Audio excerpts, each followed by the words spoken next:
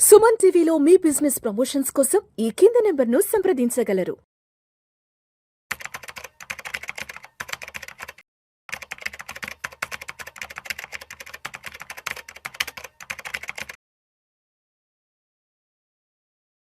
అనిల్ గారు నమస్తే సార్. నమస్తే విష్ణు గారు. అనిల్ గారు, ఒక చిన్న న్యూస్ అప్డేట్ ఒకటి ఉంది.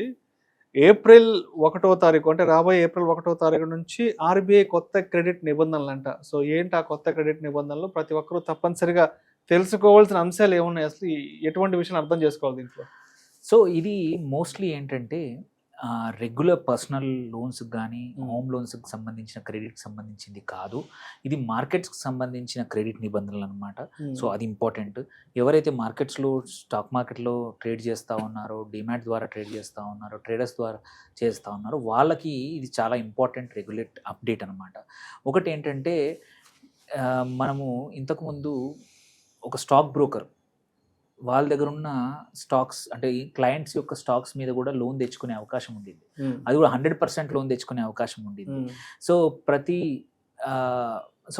అది ఇప్పుడు మార్చేశారు. సో దాన్ని ఏంటంటే ఇప్పుడు ప్రభుత్వం ఇప్పుడు ఆర్బీఐ ఏం చెప్పిందంటే ఏప్రిల్ 1 నుంచి 100% కొలాటరల్ కావాలి. అంటే నీ దగ్గర ₹1,00,000 స్టాక్ ఉంటే 1,00,000 లోన్ ఇస్తారు. ఇంతకుముందు అలా కాకుండా ఎక్కువగా ఇచ్చేవాళ్ళు. సో లిక్విడిటీ కన్నా కూడా అన్సెక్యూర్డ్ లోన్స్ అనేవి మార్కెట్లో ఇంకా ఉండకూడదు అనేది ఫస్ట్ థింగ్ చెప్పారనమాట. సో దీనివల్ల ఏంటంటే స్పెక్యులేషన్ తగ్గుతుంది మార్కెట్లో. ఎందుకంటే పెద్ద పెద్ద ట్రేడర్లు, పెద్ద పెద్ద స్టాక్ బ్రోకింగ్ హౌస్లు వాళ్ళ దగ్గర ఉన్న వాల్యూ కన్నా కూడా ఎక్కువ పెద్ద అమౌంట్లో లోన్ తీసుకొని మార్కెట్స్లో రిస్క్ తీసుకొని స్పెక్యులేషన్ అనేది పెంచేశారు. సో ఆ స్పెక్యులేషన్ తీసేయడానికి ఫస్ట్ చేంజ్ ఏంటంటే ఇది 100% కొలాటరల్ అనేది కంపల్సరీ తప్పదు. సెకండ్ ప్రాప్ ట్రేడింగ్ అంటారు, ప్రొప్రైటరీ ట్రేడింగ్ అంటారు.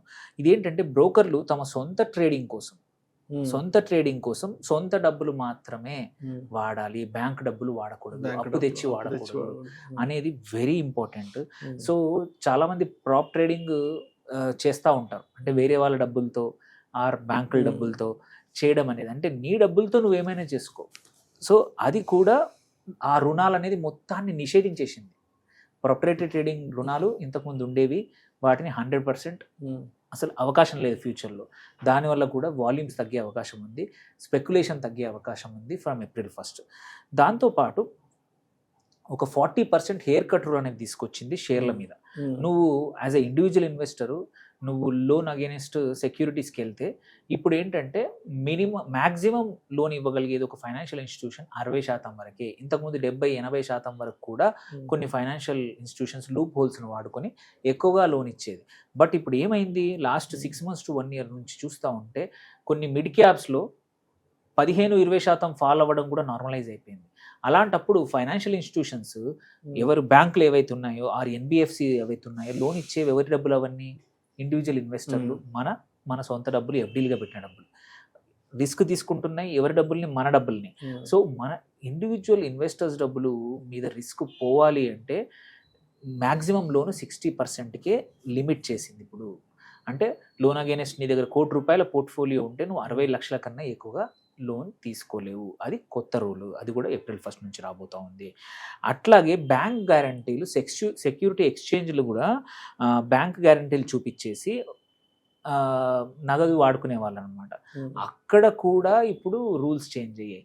అంటే పెద్ద పెద్ద ఇన్స్టిట్యూషన్స్ దగ్గర కూడా ఇష్టం వచ్చినట్టు లోన్స్, లిక్విడిటీ అంటే ఎటువంటి గ్యారంటీ లేకుండా లోన్స్ తీసుకోవడం అనేది ఆర్బీఐ తక్కువ చేసింది. సో దీంట్లో ఏంటంటే ఇదంతా ఎందుకంటే ఒక్క స్టాక్ తీసుకొని నువ్వు లోన్ తీసుకుంటావు, నీ బ్రోకర్ తీసుకుంటాడు, ఇంకా పైన తీసుకుంటున్నారు.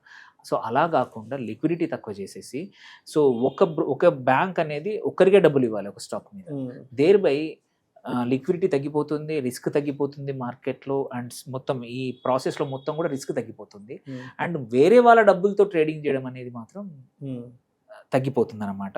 సో ఇది దీనివల్ల ఎవరికి బెటరు, ఎవరికి ఇబ్బంది రావచ్చు అంటే ఇబ్బంది మాత్రం ఏంటంటే లిక్విడిటీ తగ్గొచ్చు మార్కెట్లో, స్పెక్యులేషన్ తగ్గొచ్చు, విచ్ ఇస్ మంచిదే. బట్ డెరివేటివ్ ట్రేడర్స్ ఎవరైతే చాలామంది ఉన్నారో వాళ్ళకి కొంచెం దీనివల్ల కొంచెం కష్టం. ఎందుకంటే ఇంతకుముందు లాగా ఇష్టం వచ్చినంత పొజిషన్స్ తీసుకోవడానికి, పక్క వాళ్ళ డబ్బులతో చేయడానికి కొంచెం కష్టమే. సో అట్లాగే బ్రోకర్లు ఎవరైతే ఉన్నారో బ్యాంక్ లైన్స్ డబ్బులు తీసుకొని ప్రొపరేట్ ట్రేడర్ కోసం మంచి ట్రేడర్లకు అప్పులు ఇచ్చేవాళ్ళు, అవి కూడా పోయింది పరిస్థితి. సో అట్లాగే కొన్ని కోఆపరేటివ్ బ్యాంకులు, స్మాల్ బ్యాంకులు కూడా ఇట్లాంటి ఫండింగ్ ఇచ్చి ఎక్కువ లాభాలు ట్రై చేశాయి. ఇచ్చేది ఎవరిది? దానివల్ల ఏమవుతాయి, ఫెయిల్ అయిన వాళ్ళందరూ ఎన్పిఏలు అవుతూ ఉంటారు. ఎన్పిఏలు అయితే ఎవరికి నష్టము? ప్రజలకి నష్టం. ఎందుకంటే ఆ బ్యాంకులో పెట్టుకున్న డిపాజిట్లు పెట్టుకున్న వాళ్ళకి నష్టం అనమాట. సో దీనివల్ల బ్యాంక్ సిస్టము బెటర్ అవుతుంది. సో సిస్టంలో ఎవరు కూడా లాస్ కారు, అనవసరంగా ట్యాక్స్ పేయర్ల డబ్బులు వేస్ట్ కావు అనేది ఆర్బీఐ యొక్క వర్షను. ఇది ఒక ప్రొయాక్టివ్ మెజరు, మంచి మెజరు. వేరే కంట్రీస్ ఇట్లాంటివి తీసుకోకపోవడం వల్ల మార్కెట్స్, వాళ్ళ బ్యాంకింగ్ సిస్టమ్స్ కుప్పకూలాయి ఇంతకుముందు. దాని కాకుండా స్పెక్యులేషన్ తీసేయడానికి మార్కెట్లో ఆర్బీఐ కొత్తగా ఇవన్నీ రూల్ చేంజ్ చేసింది. సో ప్రతి ఈ బ్యాంక్ అనేది లోన్ ఇవ్వాలంటే ప్రతి దానికి 100% గ్యారంటీ అనేది చాలా మంచిది. సో దీంతో పాటు కొలాటరల్ లేకుండా ఎవరికి లేదు. మనం లోన్కి వెళ్ళినా కానీ, లోన్ అగైన్స్ట్ మ్యూచువల్ ఫండ్కి వెళ్ళినా కానీ మినిమం హెయిర్ కట్ ఇచ్చారు. సో బ్యాంకుల బ్యాలెన్స్ షీట్ అనేది పెరుగుతుంది, సేఫ్టీ పెరుగుతుంది. ఎన్పిఏలు ఆల్రెడీ మంచిగా ఉన్నాయి, ఇంకా ఫ్యూచర్లో కూడా ఇట్లాంటి స్పెక్యులేటివ్ ట్రేడింగ్ వైపు వెళ్ళి బ్యాంకులు కూడా లాభాలకు ఆశపడి వాళ్ళ బ్యాలెన్స్ షీట్లు, పిఎన్ఎల్ పెంచుకోవడానికి ఇట్లాంటివి ఇస్తున్నాయని చెప్పి భయంతో అదొకటి.